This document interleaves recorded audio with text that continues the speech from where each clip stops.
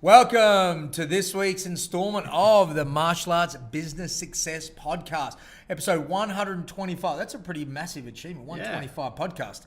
Far out. But look, we're up to the fourth part in this retention series, and it's all about being an influential leader. Yep. I suppose, I know from experience, and we know this, people like to follow strong leadership and being someone that they want to be around. So how do we become an influential leader, and how does that make an impact on your retention of your students?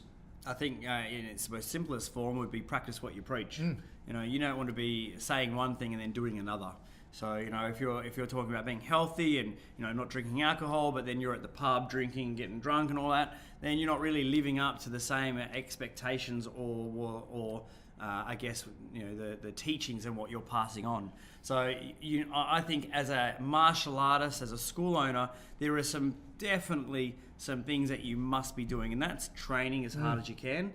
And I get it. Sometimes we're all injured and, have different injuries and limitations, but you train the best that you can. And if that means martial arts training, or that means going to the pool or going for a walk or whatever, but as long as you're maintaining or trying to maintain some sort of level of physical fitness, I think maintaining some sort of internal health as well, and obviously trying to learn and be better as well. Be seen as a student. Don't try.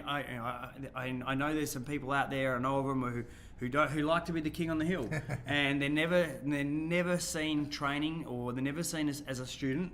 And I think it just makes me look at them and go, well, you've stopped yourself from learning. Yeah, look, I think of, if you look at the technology side of the world nowadays, 5 years ago, if you had to stop then and there, man, you'd be archaic, you'd be out of date, it wouldn't exist anymore. And I think that's martial arts as well too. Yeah. As much as traditions are still very much entrenched and it's great to have, you've got to stay current, because what people and how they consume information now is a hell of a lot different than what it was years ago. And being that leader, you've got to stay hungry, as you were sort of pointing out, in all aspects, and also be that person that people want to be around.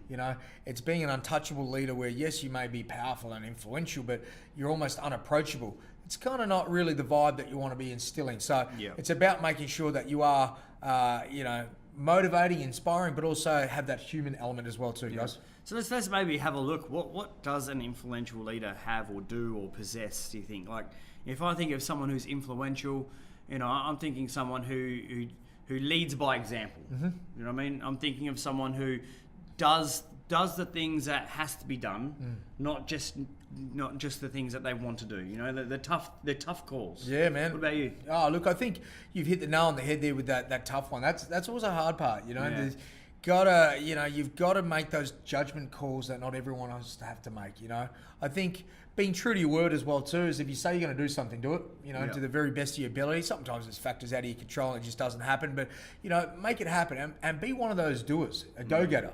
It's sitting around not doing things is simply preaching but not practicing. You've got to make sure, and I think you were saying this before, lead by example. In a nutshell, get on and do it. I know you got the team involved in an audio book called Leaders Eat Last, and I think that's also something that is as a team member, when you see your leader eat last, or your leader put you first, or your leader put you up on a higher pedestal, then the team underneath you actually raise you up even higher on that pedestal. Not that you're doing it for that reason, but then they become the power praiser to people beyond and far. Yep. So look, it's there's lots to it. We've got great resource material if you ever want to ask us any queries and questions, what we give to our staff, how we help them learn. But it's a great book, like I said, Leaders Eat Last. There's a lot to be learned and gained from that. But again, it's about making sure that you hold your own as a leader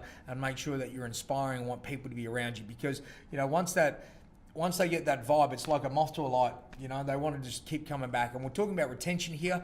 You may be the business owner, but your staff need to have that same presence because they're teaching in class. Their students want to have that same, view and gaze upon them as probably what they do to you. So it's important to make sure that, yes, you upskill yourself, but share what you learn with others so they can become a better person. Because at the end of the day, they're front line and they're teaching classes. You want to make sure that people are attracted to their classes and keep coming back, not just you. Another thing, I'm just thinking of like our instructors and how we get the feedback from parents and that that's an amazing instructor, they've done so well.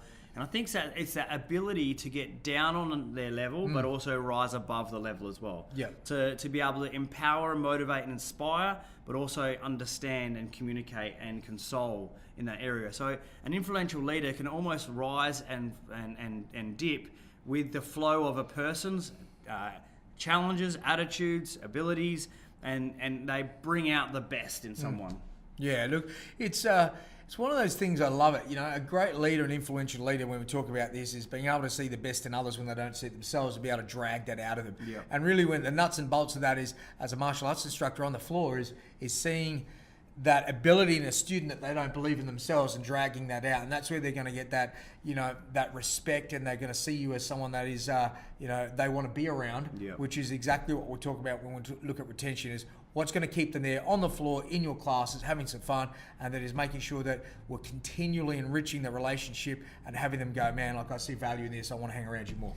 So guys, look, these last 4 episodes, this is the last in this sort of series, and look, you could just keep going on and on and on about retention. I think a lot of martial arts businesses put a lot of focus on attracting members, where I think they've got to put and shine just as much light on the retention of their members as well. And, they're the things that are going to create that whole community. We've spoken about it. Part 1 was building a community. Part 2 was how to have pumping classes. Part 3 was everyone's on their own journey. And this one here was be the influential leader. If you can just grab some of those small bits and pieces, start adding them into your class, I guarantee you're going to start bringing and holding more people to your business and your school. Yeah, for sure. Guys, look, something I want to challenge you to is always make sure where you can enrich other people, share, have them get on board with this. When you develop that sort of interaction and communication amongst yourself and your team and your staff, you'll actually find it'll change the vibe around your school dramatically. So it's a great way. If someone's in a low down a mojo, okay, having this sort of information, this content, whether it's this podcast series or another one that we've done, get them to listen to it. It'll actually change their headspace. And man, you guys will be kicking some great goals, because really at the end of the day, that's what it's all about, is having a great time when you're in the office or on the floor or doing what you guys do. 100%, my so friend. Don't forget, look, we've got a bunch of stuff coming up. We've got some really exciting news that will drop on you guys very, very shortly. But again, this is 125, our podcast series, and we look forward to seeing you guys on the next installments coming up very, very soon. All right, guys. Ciao. Take care, and we'll see you soon.